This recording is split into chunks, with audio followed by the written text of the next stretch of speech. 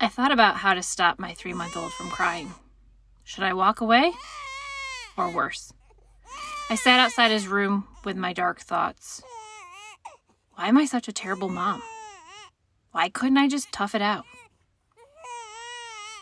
I'd always wanted to be a mom, even after my traumatic childhood. And then, I'd overcome so much just to get pregnant.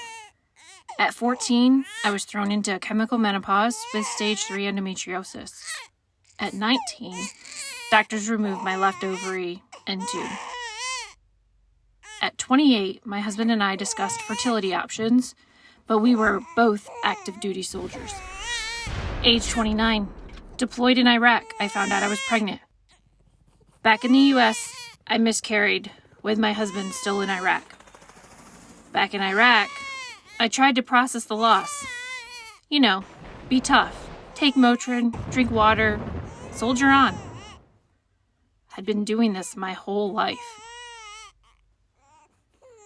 I finished deployment, returned home, and discovered I was pregnant again. With my husband away for training, I was scared. I was induced, and during the delivery, my dad held one leg, a nurse held the other. I went through the first months alone with the help of gin and tonic.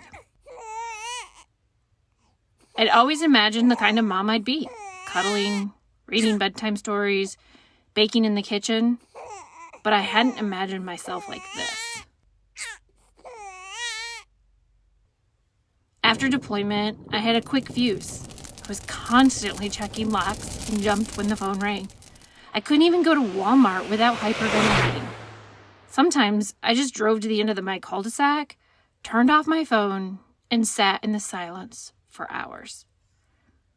I knew something was wrong, but it was months before I got an appointment at the VA. I'd hoped they'd just run some tests, give me some meds, and then I'd be a better mom.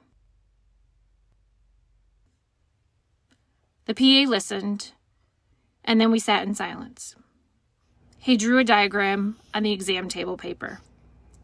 Fight or flight, anger, heightened responses, negative intrusive thoughts, PTSD, post-traumatic stress disorder.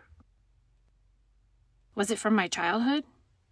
From my obsession with being a mom and all the setbacks? Being a woman in the military? How had doctors missed this all my life? I had all the risk factors, but never once offered a mental health screening.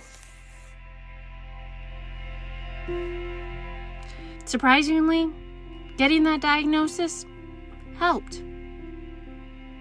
I could learn to live with PTSD, and I could still be everything I dreamed of.